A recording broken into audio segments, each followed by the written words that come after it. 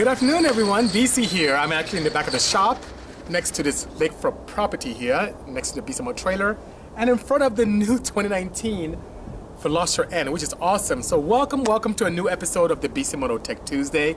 Good afternoon or good evening, depending where you are. Greetings. Sheep's cake.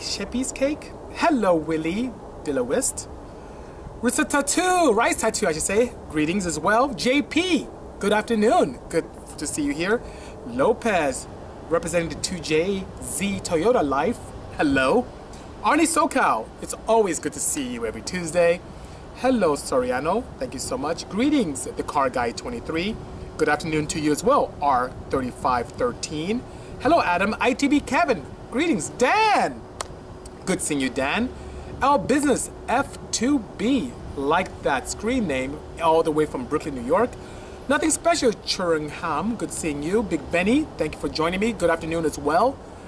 Black come to fake guy. So, hello, Kanji. Good seeing you. Thank you so much, Kanji. I love this shirt. This is the Bisimoto Blue Waggle Van shirt. Thank you so much. I did say hello to you, C Burnham 21. Good seeing you. You know. Shout out to Jiffy Lube in Costa Mesa, keeping things lubricated. Good seeing you. Nothing special, Preston. I'm here at the back of the Bisimoto facility next to the larger Bisimoto trailer in front of the new, which really shocked me, Veloster N. I am well, Nathan. Hopefully things are well with you as well. Bring back the FUK shirts I just made. That was a pretty cool shirt, a little vulgar, but I think I will do that just for you. Hi, it's JDM Drifter, and for those of you on YouTube, thank you for joining me on the Bisimoto channel to share what I do every Tuesday, unfailingly, this time the 66th episode of the Bisimoto Tech2sDay. And those listening to you on podcasting, forgive the noise in the background. I'm outside, it's pretty crazy, by all means. I see that Dan's one of the longer version. Dan, whenever you just come on by, I have plenty in stock here, you know? Nothing special, just here, had the opportunity. Benny's asking what's new. You put in some size. Okay, we have to get you a larger one. Hello, Stefan from Automotive KMD. Stefan, let me know on the axles because Super Street wants to shoot the wagon this week. So let me know if it's possible. Thank you so much, Willie, for the kind words. Do I do shop tours for other shops? Crown, yes I do, if we don't have anything crazy secretive back here. By all means, yeah. I love showing people around. Thank you so much for the kind words, Grace. Some love cars. I appreciate the kind words. Foxman 007. Good seeing you. Let me calm down. I'm so excited today. On my way Thursday, so maybe I should try and push them the next week. It may rain later part of the week as well. Let me know, Stefan. I'll call you later on. The van is awesome. It's here in the office. The Odyssey is there, and so is the wagon as well. They're both in the office. You can't see it, but it's right next to me. I have my bay doors right there, you know? Thank you, Al. Thank you so much, Car Guy 23, who's excited to hear from us. I am excited to be here. And so here's what happened, guys. Things are great, Foxman 007. Jamaica's in the house. Thank you so much, Mr. Duncan. Good seeing you. Last week, I had the opportunity to have the, to really play with this car. This is the new 2019 Veloster N, courtesy of Hyundai. And I hear Hyundai, I'm like, okay, how's it gonna be? I know this is Hyundai's answer to the Civic Type R from Honda, which is a very impressive machine, but this is really nice. Now, what are some of the things that I like about the new Veloster N? It's not as crazy and wild as you may see with the Type R. Very subdued, which is pretty cool. So it doesn't give too much away. It's not too subdued like what you'll see with the Golf R. The Golf R is really kind of tame. This has a nice touch to it. And, you know, for those of you listening to me on YouTube, please forgive me, but I'm going to take the Instagram people around with me. And just to show you guys what I'm talking about, right here is the Veloster N. It has some, you know, it's dirty now because I've been driving quite a bit. It has some P0 Pirellis on it. The largest exhaust tip I've ever seen on a tractor vehicle. And you know how most guys would do a review and talk about how the car handles and all this stuff? I'm a practical guy, so I went to AEM today to pick up a bunch of items and take a look. Look at what that vehicle is. This is the hatch of it.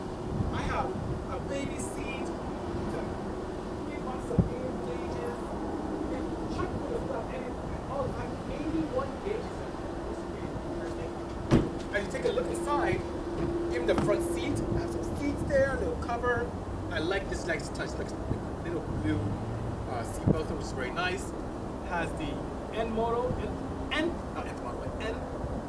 logo there that you press on and it puts into N mode, which is pretty cool. So it's a very practical hatchback indeed, which is pretty nice.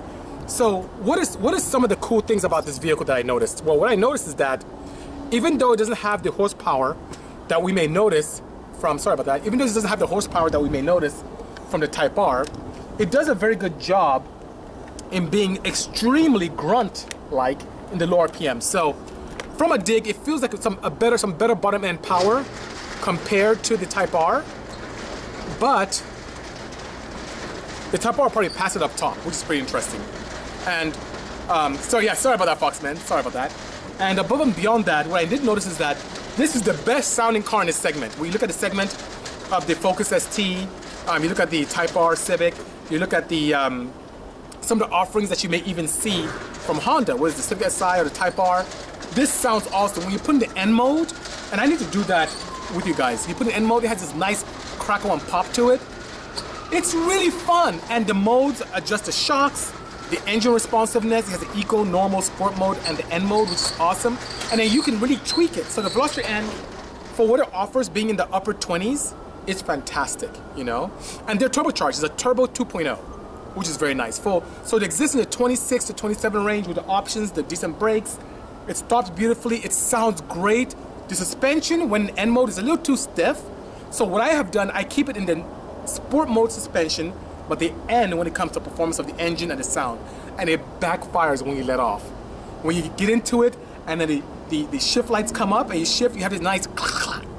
It sounds very Porsche GT3, so it's no surprise that the engineering from BMW, being that engineer Berman, who left the M division of BMW, came over to Hyundai and played with this. It's really, really good. You can see a lot of his influence in this. So it's the most German Korean car I've ever driven. It's pretty nice. Yes, 275 horsepower, about 25 shy of the Type R, but it's really, really a lot of fun. So, car guys saying, how would I compare it to that of the Focus ST or RS? So, with the RS, of course, you have the crazy all-wheel drive, but it feels a lot more tossable than the ST or the RS. The RS, what I like about its interior, the seats really bolster you nicely, but this, it's not too grippy around you, but it also isn't too soft. It's really nice. Plus, it's extremely versatile. Some people don't like it, but I like the 3 doors, so it's pretty nice, you know?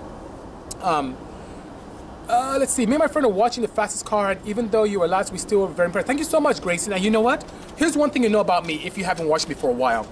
I take defeat as a blessing. And what do I mean by that? The wagon that I'm wearing here, this wagon with a K-Series, all-wheel drive, sequential, all that cool stuff, would not exist if I won that show. So the fact that I had the opportunity to lose on that show because it makes a lot of power and no traction with the Odyssey, this came to life, so I'm very happy about that, you know? It'll be excellent for Cayenne carving, especially, you know what? The suspension is really, really good. They did a great job with electronic suspension. It's fantastic. Forgive the opening, I have some police guys who are next door to my shop, so they come in and out. They do a lot of surveillance, and there's one right here who's driving in, you know? Finland's in the house. Good seeing you, you know? If I want to get rid of rotational mass, Arnie Soka asked, where are the biggest gains to be had? Flywheel, wheels, drive shaft. So definitely when it comes to responsiveness, the flywheel is huge. I'm a huge advocate of light flywheels. If any of you see what's on my inside of my dry car, not only is it aluminum, I cut windows into it. So it's like a 6-pound flywheel, super light, I love it. Anything that allows you to accelerate quickly and get from point A to point B much more efficiently is ideal. Next are wheels. Now wheels does a lot more than just the engine responsiveness. Wheels do a great job in allowing your suspension to do a job much better. So when you use lightweight wheels, and you see on some of the cars, I'm a huge advocate of carbon fiber wheels or multi-piece wheels from 1552. It does a great job in allowing the vehicle to handle much better and to reduce rotational mass, and the car just feels absolutely fantastic. You may like it so much that you have to change the valving on your shocks, which is pretty nice, you know? Yes, JP, even for boost. On all my boost applications, it gives you opportunity to spool much quicker, but also the caution is it can fall out of boost much quicker as well, but it's great. It allows for a quicker spool, which is pretty nice, you know? So, let's see, what do you think about engine harness tucks? I think they're pretty cool if done right. It can give you the illusion that you have an engine just running without any wiring. It looks pretty cool, but I've seen a lot of people doing it improperly and cause problems and even have fires. So, when done right, and you have the patience to do it properly, it's a beautiful sight to behold. Danny JSR is asking if this wagon will make the fastest car. Yes, it is slated and built for season 3. Right now they're filming or tying up the filming of season 2. So next year they have posed interest in this car and also the Viper that I have here as well. Hello AJ Thompson from across the pond. ITB Kevin, you're absolutely correct. Rywire FTW. Ryan is who wired this car up, and he's my go-to person when it comes to wiring, which is pretty nice.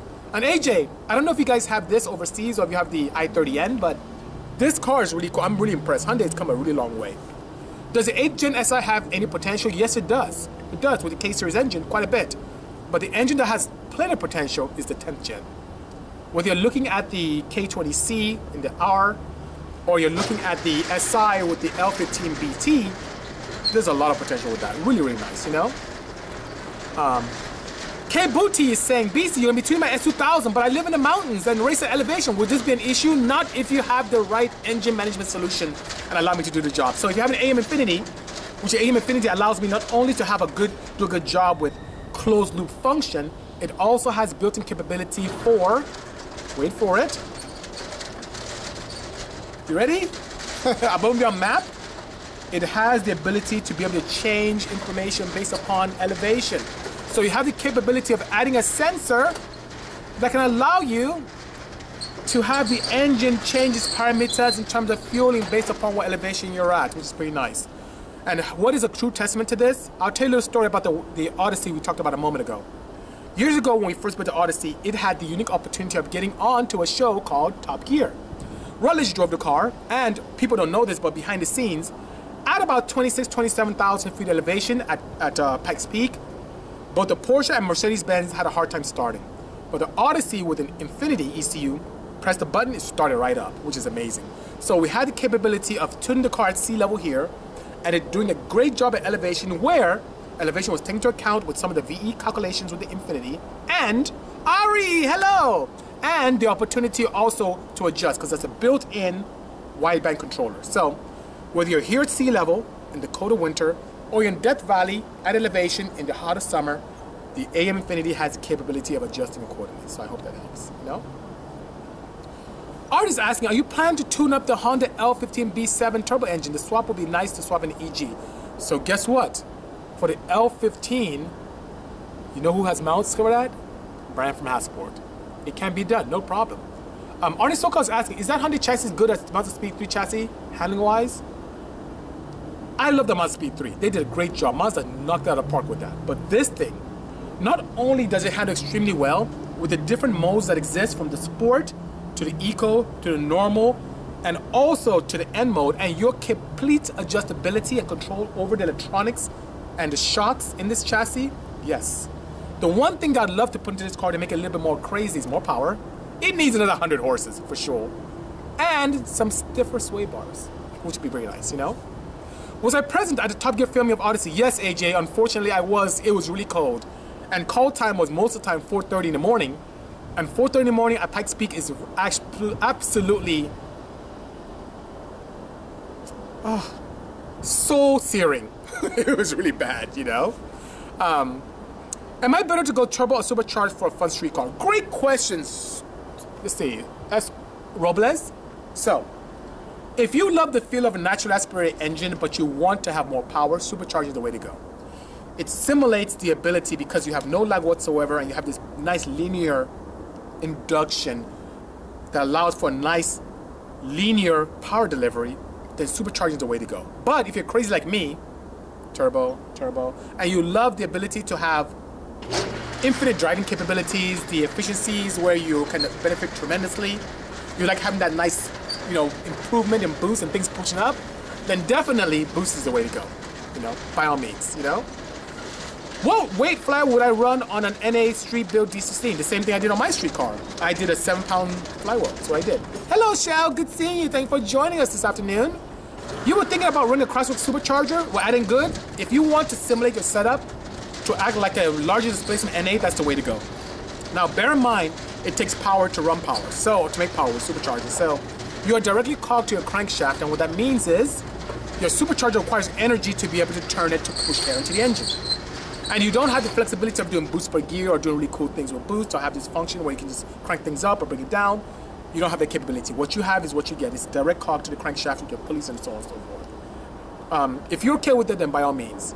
I tend to see a lot of people come here with superchargers where there are heat issues. Let's say S2000s, where if you do a turbocharger, you can inject heat into areas you don't want, fuse boxes, batteries, so on and so forth. And with the road truck superchargers that exist nowadays, you can get a lot more efficiency, which is pretty nice, you know? Grace is asking, do I like Chevys? Yes. My first truck was a Chevy Silverado. I do like them very much, by all means. Do I know of any CVT modifications for high torque applications? No, not for 450 foot-pounds, no. CVTs are like constant variable transmissions, and in essence, think of it as a glorified rubber band assembly, where you have two pulleys, a large and small one, and those rubber bands can expand and change gear ratios almost infinitely. Because of the nature of those gearboxes, you just can't put a lot of power through them. So fortunately, sir, I do not see that, you know?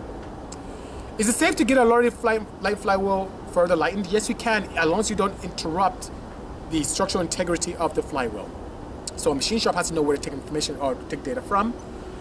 If you do not know, if you have someone who designs it, they can easily do an FEA analysis on SolidWorks and be able to tell where the weak spots are to reinforce and where you can take things away to allow you to be much more reliable. Hello, El Monstro. Thanks for the photos. El Monstro, very great guy.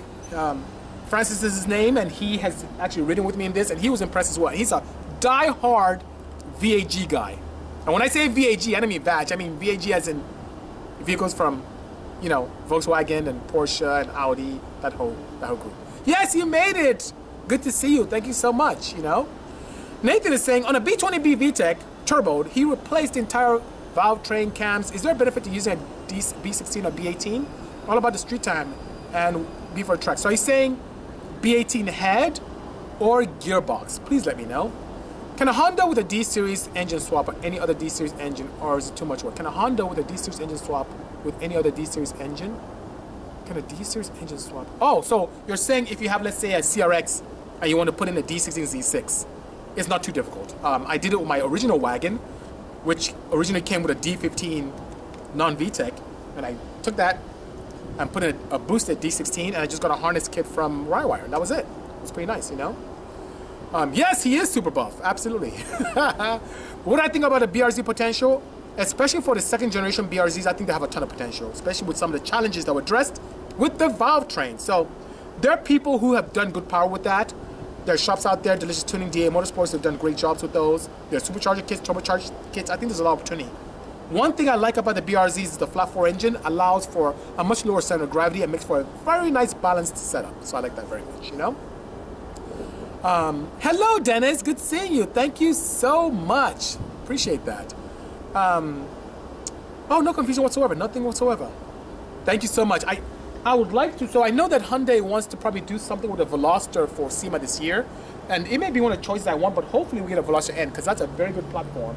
And I feel there's a lot of potential with a flash, a downpipe, a cat delete, or a high flow cat setup, and something with the intake. I think there's a lot of opportunity here. This engine has a lot of power. And what I may want to do, I'm going to ask Hyundai if I can keep this car for a little bit longer, being maybe another few more hours tomorrow.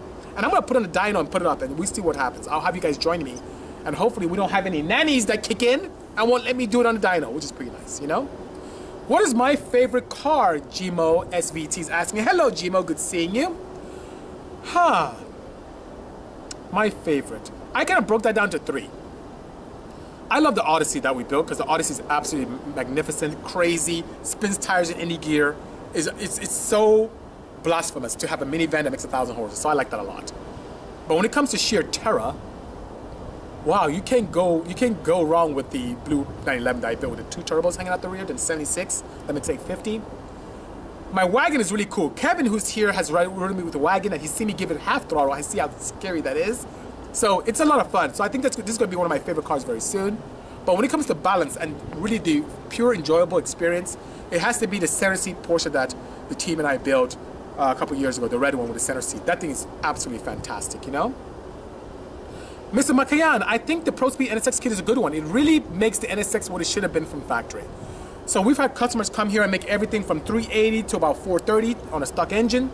It's a very, very good kit, especially when you combine it with AEM Infinity. And hopefully you come here to tune, and I'll make sure I make it very safe for you and enjoyable. So you can have many, many years of enjoyment, pleasure, you know? Oh, nice. That's very nice. You enjoy the Veloster N immensely. It's a very fun car indeed, you know? Best street tire in the wet, which is usable in rainy conditions. Street tire in the wet. I would say Toyo RA1s. That's what I've seen as the best. The R888Rs, I think, can do very well with the new tread pattern, but I haven't tried it in the rain yet. But based on my experience, I'll say the Toyo RA1s are very good, you know? Am I going to Formula Drift Long Beach in April? I just may. So our friends from Turbonex are always there. I may just go with them. Maybe I'll bring this out. That'd be pretty cool, wouldn't it? You know? How can I contact you about getting a dyno tune? Very simple. You call the office up front, 888-922-6686, and the team can get you my schedule. I'm kind of booked out for a couple weeks now, but I'm able to squeeze you in if you need something very short term, you know? So, Starship, I'm saying what I'd love to do is get access to making some parts with the N. Hyundai wants to work with us this year, and I'm thinking about begging them, instead of a standard Veloster, to allow me to get a crack at an N. And I'd love to be able to modify the exhaust system accordingly. I'd love to be able to do a downpipe, a catalytic or high flow catalytic, an intake design which can feed the turbo much nicely and remove some of the restrictions that exist. Even though this comes factored with a cone filter, impressive Hyundai. I think there are ways that I could partner with AEM and K&N to be able to make something better and be able to have a flash for this, which would be fantastic, you know? How long would it take to tune the NSX Pro Speed Turbo Kit? 2 to 3 hours max. 2 hours if everything goes well. If we come across any small challenges, maybe 3 hours. That's about it. Yes, DC5 Art, I do sell K-Tuner. We are a tuner and also distributor for K-Tuner, by all means. Thank you so much, Born STI, who says I'm inspiring and a very good role model. Thank you, I appreciate that. That's very kind of you. How do I like the first gen Porsche Panamera? It's very nice, but the second gen is vastly superior.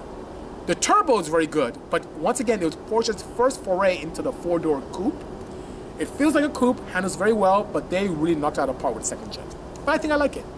Miles per gallon, even with me misbehaving, I got 21 miles per gallon on this. And that's me misbehaving. It's actually pretty miserly, which is pretty good. My pleasure, Makayan. Thank you indeed, DC5R. Thank you very much. I appreciate the kind words. Wow, so many of you are here from all around the world. I appreciate that. And once again, I'm here in the back of the facility. I'm usually in the office, but it's such a beautiful day. We don't have rain today. Rain is coming tomorrow in Southern California. But I'm here in front of a car I've had for a week, the 2019 Veloster N, which is absolutely fantastic, you know? On 2800 fit, recommended fuel for the better gas mileage, I say 87, which is pretty nice. 91, you may be wasting. If you go to, I would say, actually I should say 89. 87, if you get into situations that are very hot, you may ping a little bit and it'll add fuel and retard timing, which makes your engine a little bit less efficient. I like using 89 in fits, so that's why I used in my spec GK fit, which I built a couple years ago, you know? Updates on Insight, I did good, I love you. You're so great. I really do, because it's hard for me to do so much at the same time. I have to build the engine on that. I'm so behind. But my goal is to have it out running this quarter. I'll definitely keep you posted, by all means, you know? Can an old NA engine benefit from high octane? Yes, it can, especially older NA engines. If you start witnessing a situation where you start getting oil into the combustion chamber just from age, the rings getting older, valve seals getting older. What happens with oil when it gets in the combustion chamber through any means, it actually dilutes the octane rating of the fuel. So what you end up finding out is that you start pinging. If the ECU senses it, it starts retarding timing, it starts adding fuel, and you get less efficiency. Adding 91 can make it a little more peppy. And why is it making peppy? Because it's now compensating for the octane dilution by the little bit of oil that's getting in the combustion chambers, you know? Which is pretty nice. The biggest thing most people in the N community are asking for is an open tuning solution. There's only one full remap solution in North America right now, Vivid Racing. Yeah, so open source is tough, Starship, because that means someone should come in, do some coding, and give it away for free. And not many people want to do that. So even if I partner with a company, it's going to be something like what we see a lot in the Honda community, where it's like a paid service, at least for the module that allows you to flash. It could be like a K-tuner, which is like, you know, maybe a $200 module or $400 module, but open source free, I don't see that coming anytime soon. This car is just not that popular enough. The SI doesn't have that, let alone this. So it's going to end up being a very a paid application. Yeah, the OEM holds, I can tell by just driving this car that there's a lot that's being held back. I can just tell, you know? So, great question from AJ Thompson. Would you gain power from going to a dry sump oiling system with fewer rings per piston? Absolutely. The biggest source of friction in an engine, and friction robs power. You know how I run this Purol hat and my thing here is Purol, and I even put Purol on this, and Purol does a good job reducing friction. That's how it makes more power. I'm not going to even sugarcoat it for you guys. That's what happens.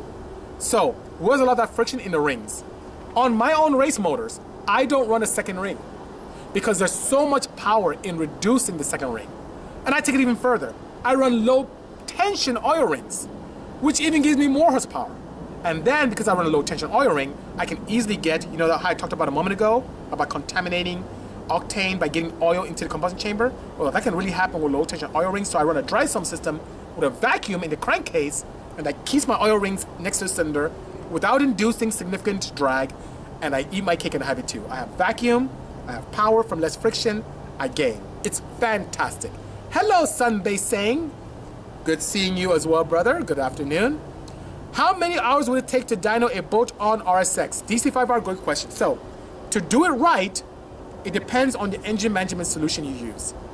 On a K-Pro, to do it the right way, where you're tuning each cam angle individually, 0, 10, 20, 30, 40, and 50, and you merge them together, that takes at least 4 hours to do it properly. If you choose something like an AEM Infinity, which only has one cam angle map, or an AEM Series 2, that can now go from 4 hours, thereabout, to about 2. Because you have one cam angle map to tune, and not individual cam angle maps like factory and combine them together. That's the right way to do it, you know?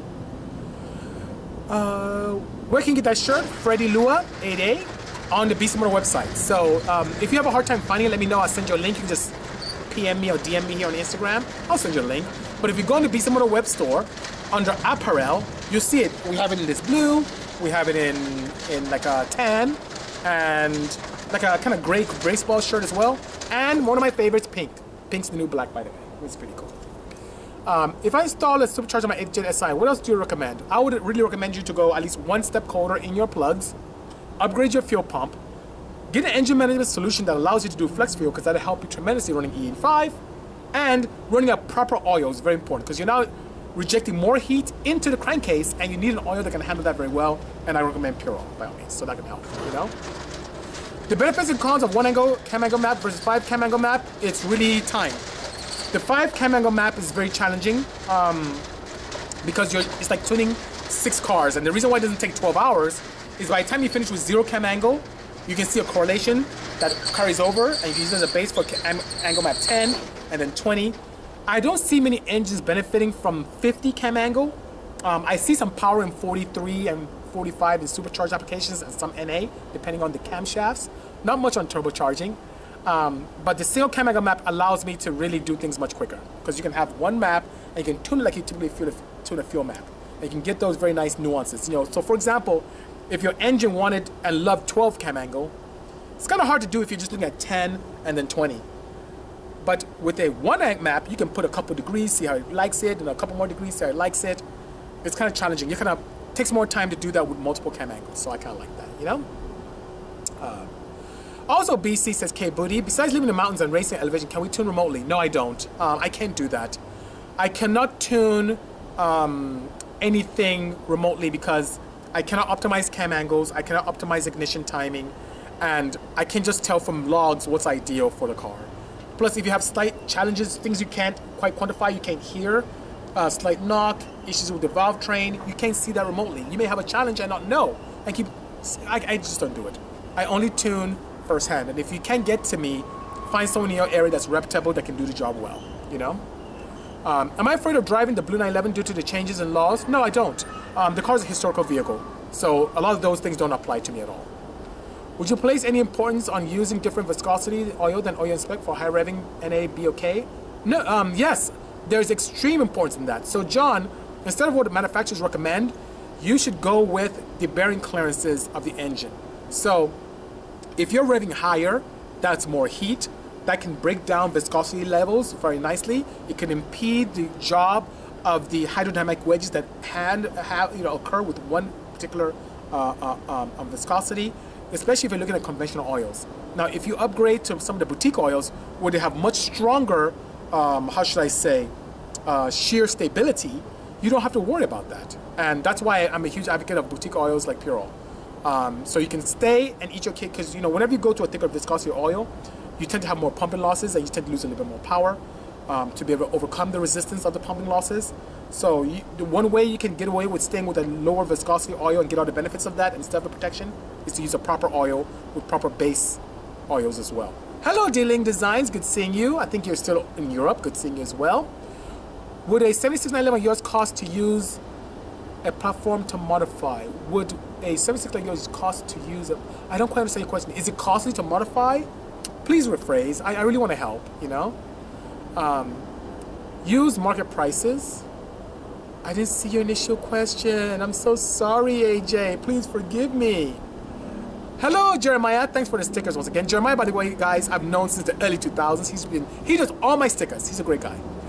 Is there a difference between the B20 blocks, between the high and low compression ones, if we're placing the crankshaft pistons, etc.? No, I have not seen any difference between the two. I have not. They have the same sleeves and same opportunity. Nothing different. We can really use someone like you in the forums, ncars.net. Oh, it's so tough.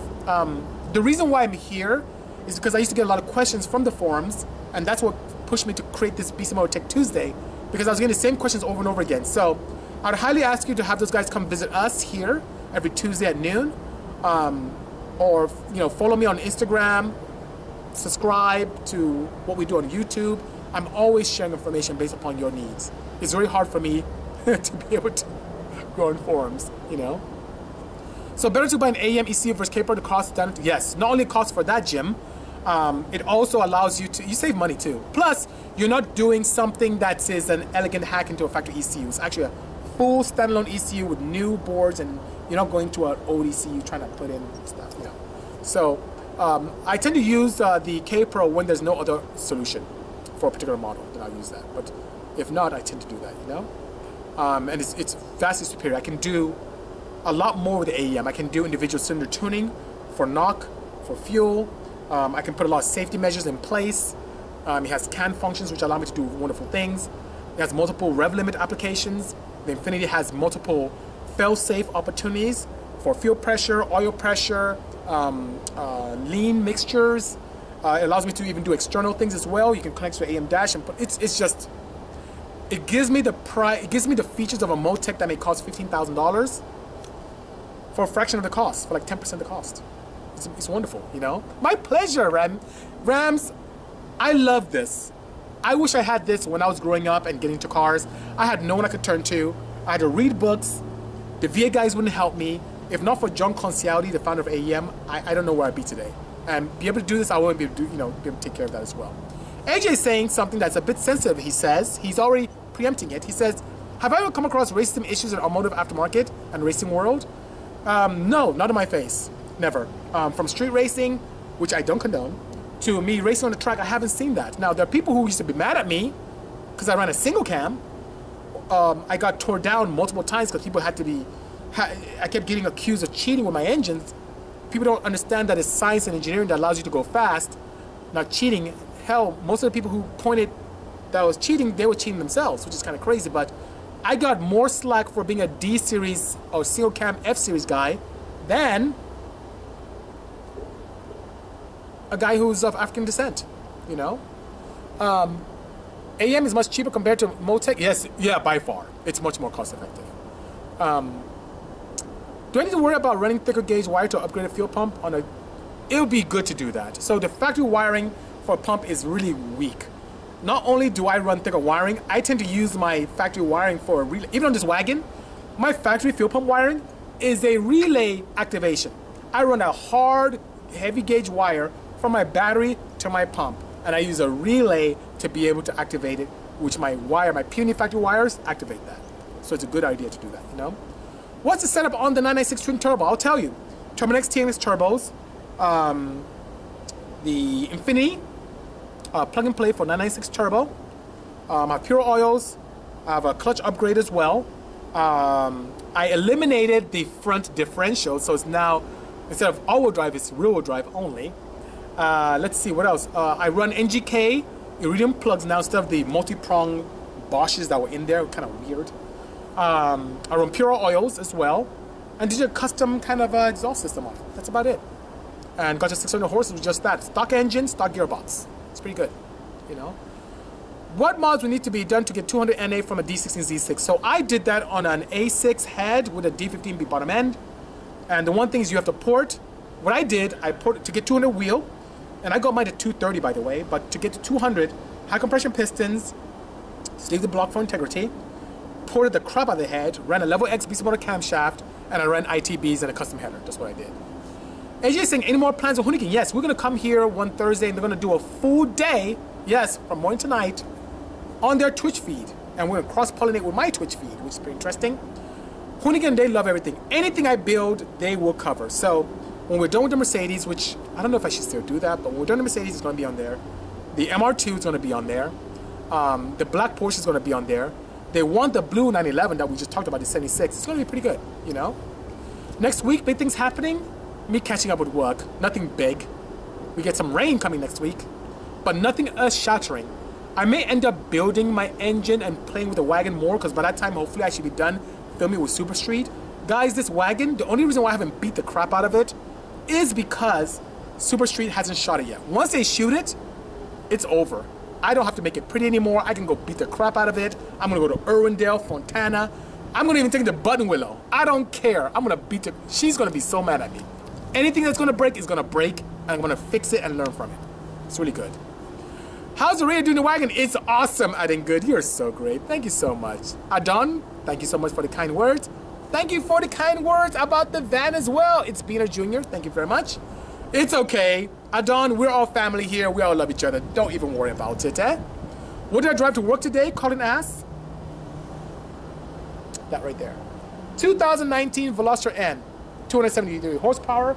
More torque than that. Multiple modes. Very fun vehicle. It, when compared to Civic Type R, dare I say, it offers more car for the value. It really does. To exist in the 27,000 range is fantastic, you know? It's all set up on the Odyssey. It has a 3-inch downpipe from the turbo that expands to 3.5 that goes to a Burns muffler using all vibrant hardware in fabrication, you know? How do you create vacuum in crankcase on boosted motors? What do you do with motors with PVC systems? Vent to atmosphere? So it totally depends. Typically, the PVC I'll vent to any pipe that exists in front of the turbo. So when the turbo is spinning, it's creating a vacuum. So instead of going to intake manifold, you have it on the pipe that's connected to the turbo that the filter cone is on, or the filter system. So that pipe in front of the turbo, just a little tap there, and that's it. Very simple. You can still have all the benefits of a PVC. You can get your turbo pretty dirty, but a majority of my customers that come here, they vent to atmosphere. But you can do that, by all means, you know? Nice, shit, good. I like the Veloster turbo. Some people don't like the uneven doors. I think it's cool. I like the door, especially on the passenger side. It's easy to get in and out, to put parts on. Yes, it does have an eco mode, and eco mode is very eco. And what I mean by that, it dampens the throttle response significantly. If I had to take a wild guess, based upon my excursion with OEMs, probably if you're at 20% throttle, it's only at 7, you know? So it kind of changes the relationship between your pedal and what happens on the throttle body. It also lowers the boost amount, lowers the torque output of the engine. The suspension is really soft. It really works. And like I said, with combination of sport, eco, and normal, and me driving like a madman, I got 21 miles per gallon on this car, which is pretty good, you know? Is it worth to build a D series anymore or go BOK? It depends. If you're the kind of person like I'm crazy and you have something to prove and you want to show potential of the engine, the D is a very enjoyable, cost-effective engine to build that can give back based upon your efforts. But if you're about power per dollar, power per liter, the K, you can't beat that. The K is a really good engine for NA applications. It's really good, you know, very, very good. Tony, I like the AEM. I've had great experience with them. They're very local to me. God forbid I have any challenges, I can just call Hawthorne, California, and that's it. It's pretty nice, you know. Will PVC relocation to turbo lower octane? Any PVC application where oil mist goes into the crankcase, not crankcase, but goes into the intake, into the combustion chamber, will reduce it. So whether you put it in the intake manifold or pre-turbo, if you have an engine setup where you're having a lot of venting of oil mist, it will reduce your octane. It's just what happens. That's why I think most people tend to vent to atmosphere or vent to a catch can, you know? Do I need to convert to manual to boost my auto cord? So if you have an automatic, regular automatic cord, no. The automatics can handle a little bit. If you have a CVT, yeah, you gotta do something about it. It's not gonna do well. Thank you, Kieran, who loves my work. I appreciate the kind words. Thank you so much. Hi, Zeke says, Z7, K24, of course, all motor street built on pump gas. What horsepower do you think is capable on your cams and many off-the-shelf parts? BC, you're the man. Been following you since before my license. Thank you so much for the kind words. The Z7 is a wonderful potential engine. I think you can get north of the 200s with bolt-on parts and camshafts, but the head in the exhaust doesn't flow as well as the older legacy K series. So what's the solution? In my opinion, when it comes to NA performance, the Z7 head, Z3 head, it's not the best. I'm being honest with you. You can get to you can get to 200, 210, 215, but that's about it. Without going crazy, crazy, crazy. Boost, on the other hand, is the way to go. This wagon, Z7 head, pure manifold, turbo on it, stock engine, all day, all night, 400 wheel. All day on a stock engine. You build the engine, you can eclipse the 1,000 horsepower mark, no problem. So it's pretty good, you know? My pleasure, Tony. Thank you so much for being here with us. I may have to depart very soon. Yes, Turbonetics for the win. Why did I delete the all-wheel drive on the Porsche, Dealing asked? Because it changed the characteristics of the car tremendously. Porsche's all-wheel drive system on the 996 feels very clunky. It just doesn't feel very light or responsive. So it's a very popular mod to put in stubs in the front and remove the system. Plus, it lightens the car up very nicely. And when you do that, the car feels much lighter, much more responsive. It feels like the car should feel. It's kind of weird, you know? It's just that it takes up so much of your tank, you know, the front wheel drive differential system. So your tank still stays small, but it completely transforms the characteristics of the car. It's really, really good, you know? My pleasure, High Rev Zeke. My pleasure indeed. Don't forget about me, says Nathan Heist. B18, B16, VTEC head on B20. Benefits when turbo and complete. Benefits are you have a much wider torque bed. That's the big benefit of that. The LSs, when you start pushing the LSs and even boosting, yeah, the high horsepower application is there or potential is there, which whatever head you use, you can make 5, 6, 7, 8, it doesn't matter. But in low RPMs, when you start opening up the ports, when you start pushing more air in it, you can have that not so great power with the LS heads. Plus the LS heads, the valve train is not super conducive for big camshafts, you know? Well, the VTEC ones can get away a lot more. So if you're on a strict budget or want to be different, by all means, with Boost, all the way, go LS, do it, have fun. If you love to eat your cake and have it too, you want some nice low RPM power, you like the kick, the smack of VTEC, then by all means the VTEC head, especially if it doesn't kill your budget. It should be very nice, you know? Sounds good, Johnny. I wouldn't mind meeting you indeed. Which head though, 16 or 18? I like the B16. It's akin to the Type R. The ports are slightly higher, and if you have an opportunity to get either one, I'll go B16, by all means, you know? Yeah, they do. Kevin is right. They do fall off in high RPM on the LS heads. But Kevin, what's cool is that a lot of guys that come here with LS Boost don't really rev high. They stop at 7. And so that being said, with a properly sized turbocharger, they can still make 400, 500, 600 horsepower if the bottom end is built and have no problem. But when you start buzzing high, the rocker will like just fly and get out. It's pretty interesting, you know? What could I do to get some ECU tuning lessons? It's so tough, Heizik. If you have questions here, I can answer. To intimately teach you how to tune, I don't have the capability of doing that. I must decline. But I can point you in the right direction. You have places like HPA overseas. You have EFI 101 here in the United States. HPA is an online course you can do overseas. And EFI 101 is the physical class where you can go in. It's EFI University. And they can actually display in front of you how to do it. And they also cover the background of tuning and engines and the auto cycle and all that good stuff. And then if you go to the advanced class, you can actually get in the car and tune yourself. It's pretty cool, you know? Gmo, that's a good question. Gmo's asking when is the Bisimoto car meet, and I need to put one together very soon. Thank you so much, K Hughes. You're too kind. You know, .50 AR, very small, add in good. 810 PSI, Skunk 2 inlet, custom 2.5. Tell me what size turbo, because if it's a small turbo, it has to be with a .5 AR. Don't be surprised if you're hovering on 200, 180. It's not much, it's very small, you know. I'm not familiar with the N22 at all. I rock you rule, you know. Shops in the NorCal that I trust to do a swap with 3S VE to a 3S GTE. That's Toyota stuff. I do not know any in NorCal, so sorry. Don't mean to disappoint you, but I just don't know. What do I think about the 991.2 engine? Very good. Porsche repaired a lot of stuff they saw in the 991.1 engine on the 991.2. Head flow's better, chems are improved. Good potential, especially with the turbo engines. They're very, very nice, you know? Power can get out of a 944 turbo while still being a reliable street car. It depends on your budget. So if you can do 400, 500, 6, but you have to buy some very, very, very good parts, you know? My pleasure, Budget Build. Thank you for your understanding. I appreciate that. And then good, that's a small turbo. 180 is a small turbo. Thank you so much, SS. Sleeves for your, yes, by all means. I recommend Golden Eagle, which I should be going today. Which I should be going soon. Oh my God, time is flying. Okay, so guys, here's what I'm gonna ask you guys before I depart. I always take criticism constructively. I want to get some input on what I think I should do with this show. I've driven the Veloster N. Would you like to see the dyno? Let me know. Would you like me to break up the Bisimoto Tech2sDay into segments? Meaning, I had a good guy yesterday come by. I don't know if he's here, but Leo, and he tends to come to Tech2sDay quite a bit. He made a suggestion to me that I should probably have Tech2sDays that are segmented based upon marquees. Maybe a Honda Tech2sDay and a Nissan Tech2sDay, or a JDM Tech2sDay and a Euro Tech2sDay, a Porsche one.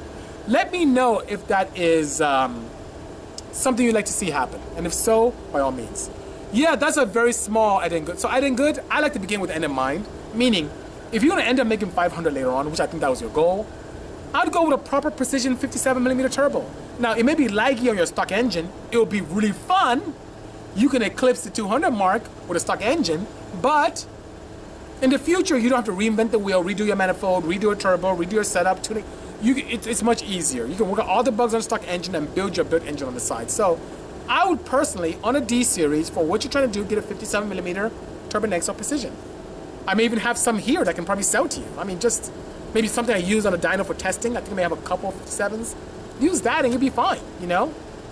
Okay, you'd like to see, Nathan says you'd like to see that on the dyno and segments sound good. Okay, I just don't want to alienate my Porsche guys or my VW guys or the hot rod guys or off-road guys. I feel we all can learn from each other, but I'm gonna ask and see if that's something you guys like to do, you know?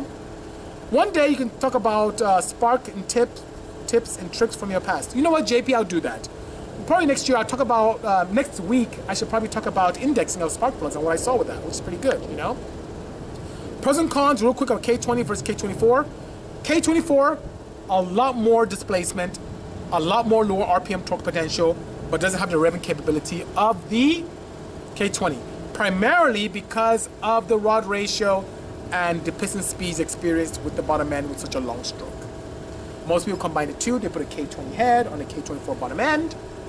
Some of the older K24s from the Element and also the Crosstour, not even Crosstour, but the Element CRV don't have the also performance enjoyable VTEC assemblies that you may see with the K20s from the SIs and whatnot, or TSX K24s. So it kind of has limited power potential, but you combine the two, you get the best of both worlds. But once again, you're still limited based upon the raw stroke ratios on the revving capability of those, you know? How does your sequential do the shifting? It's just a barrel and a lever. There's no pumps whatsoever with that. I just pull the lever and there are barrels and tumblers that turn and engage each of the forks to allow the shifting to occur. I still have to either use a clutch or a power interrupt to allow the shift, you know? So that being said, guys, thank you so much for joining me this afternoon. I just want to be able to come by and interact with you, and I appreciate all of the kind words and support, and also the fact that you guys have been coming here week after week on my 66th episode of the Tech2sDay. So that being said, guys, I'm so sorry, I must depart. It's almost an hour, they'll cut me off, but tomorrow I'll come back, hopefully earlier on, and we'll do something really creative on the dyno with this, and you can join me, okay? Thank you so much, guys. Take care. My pleasure, guys. Have a good afternoon, and keep the feedback coming. Stay tuned. Take care. Cheers. Bye-bye.